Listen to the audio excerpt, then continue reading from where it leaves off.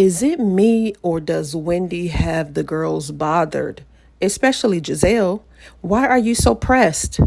Girl, you are pressed like a button down on the Sunday morning. Like the mere presence of Wendy get them so bothered, especially Giselle and Robyn. You squirming all in your chair, you making these ridiculous looking facial expressions. Damn, she got y'all bothered that much? They can't stand this lady. And what they're doing is trying to give her the silent treatment by not acknowledging her when she talks, not starting conversations with her because they want to try to single her out. They want to make it so uncomfortable for her that she would leave the group. That's what I think. They want her off the show because they are intimidated by her.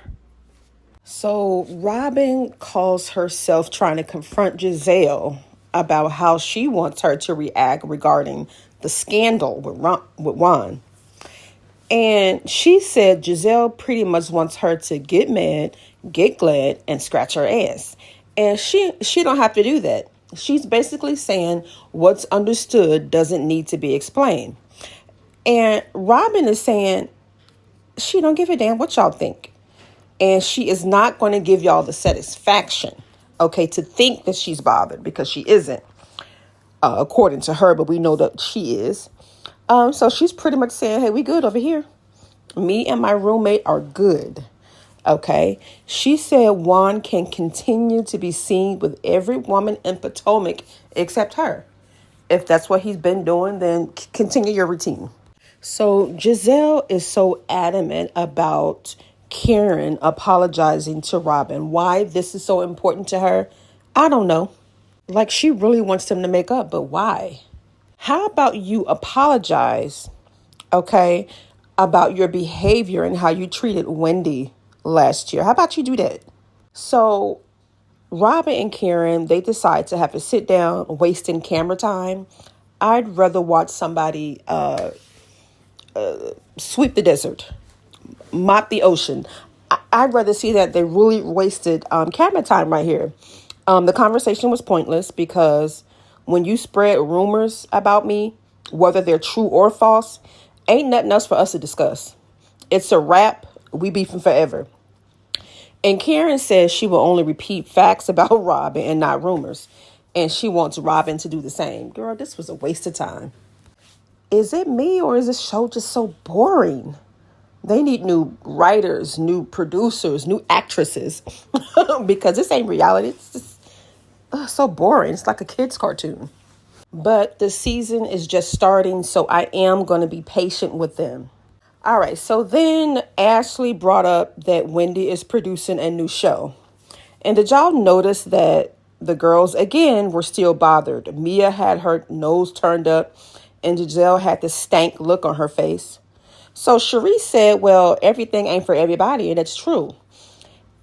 Wendy was like, you are exactly right. My demographic is more of an intellectual, something you guys don't know anything about and you would not understand. So Cherise was like, well, that was a little shady. I'm sure it was. And I honestly think that she was speaking facts. Her show is more for intellectuals. And I don't know why they were offended by Wendy making that statement, especially Mia. Why were you offended?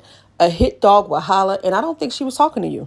Then again, she probably was because you turned your nose up when Ashley said something about her new show. So yeah, Mia, you asked for that tongue lashing because of the facial expressions you gave and the turning of your nose. You pretty much asked for that, so it is what it is. And Wendy said she was slow. So later on, Mia is appalled that Wendy ain't fooling with her.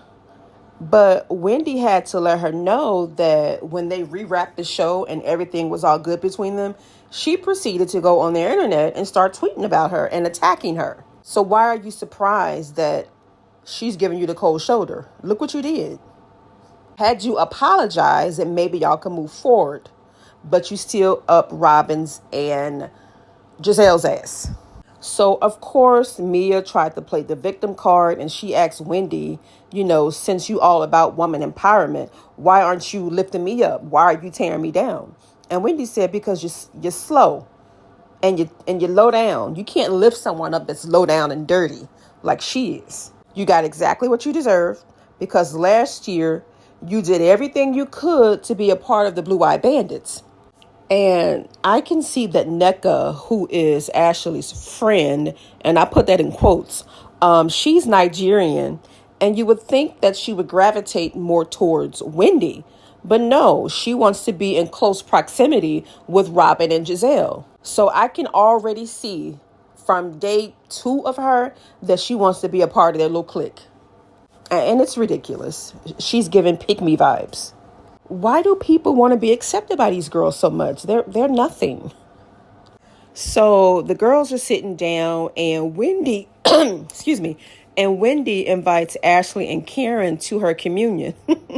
So she didn't invite the other girls, and I don't blame her. I wouldn't invite them either. I don't give a damn that they're on the show. If I don't mess with you, you won't be nowhere near my children. So Robyn in her confessional said that she hoped, Wendy not inviting them is not in retaliation to her not inviting Wendy and her kids to family day. She said if so, she did her a favor because she didn't want to come in the first place.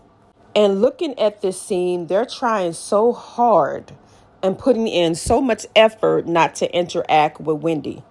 And I'm referring to Robyn and Giselle. The two butt buddies. So then we see Robyn and Juan. They interacted for literally 3 seconds. It happened so fast, I don't even remember what happened. I do know that we saw them together for a split second. I think they were playing basketball or they were taking a walk in the park. I don't know, something like that, but it was very brief. And if you blink an eye, you can miss it.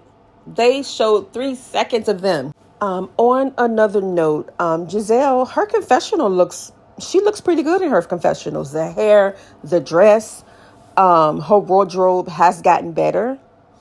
I will say it moved up as far, as her confessionals, but her everyday look, I think she down a point because she looked worse than she did last year. I mean, she's still dressing like a teenager. She has a pretty face, so I guess she can get away with a lack of style. But either way, she's a beautiful lady. But her spirit is ugly. Demonic, if you will.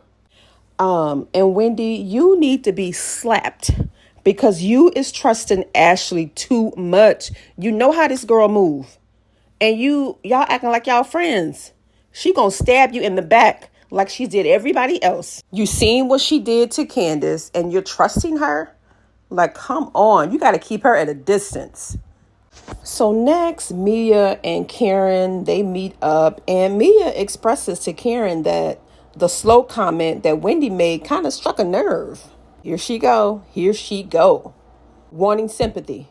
So she said it kind of struck a nerve and triggered her because her son is in special education and he has speech delay, which they're working on. And Karen said, had Wendy knowing that she is a compassionate person, she probably wouldn't have said that. And then Mia said, well, she's not trying to know. Girl, you threw a drink in her face. And it took you 16 months to apologize because you didn't think she deserved an apology. And when you finally apologized, it was half-assed and you were still going around dragging her. Mia, maybe you should go back and watch the last season because the way you treated her was cruel.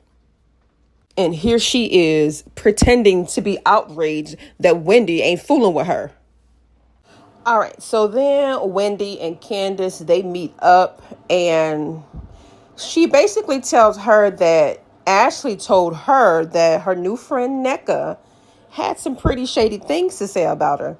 And then Ashley is telling her, be careful because when Ashley is given information, she's doing it from a place of being a messy ass hoe. Facts.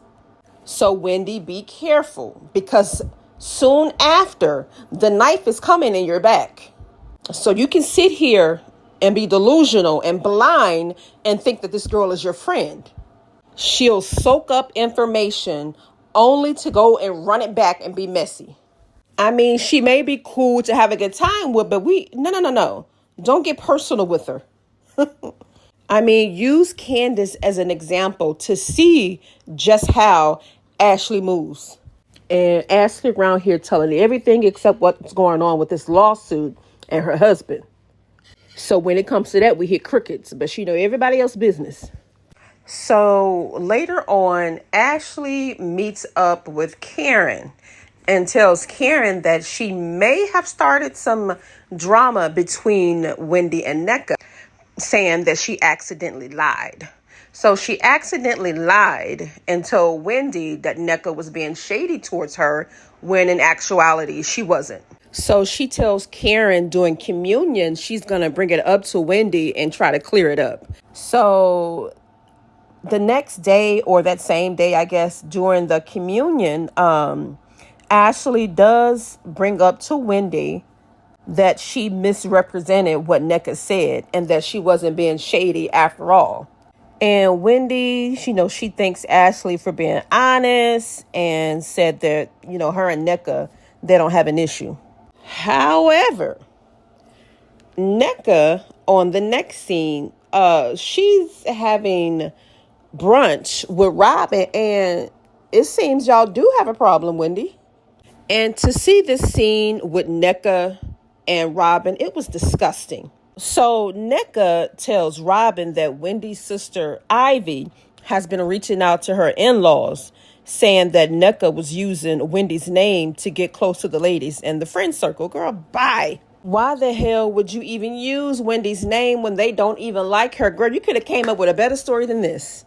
And then she goes on to say that Wendy's mother has a personal shrine of people that she submit names to and wish evil upon them. And then Robbie gonna say maybe that's why she been having a bad year last year, is because they put a hex on her. Girl, get the hell out of here.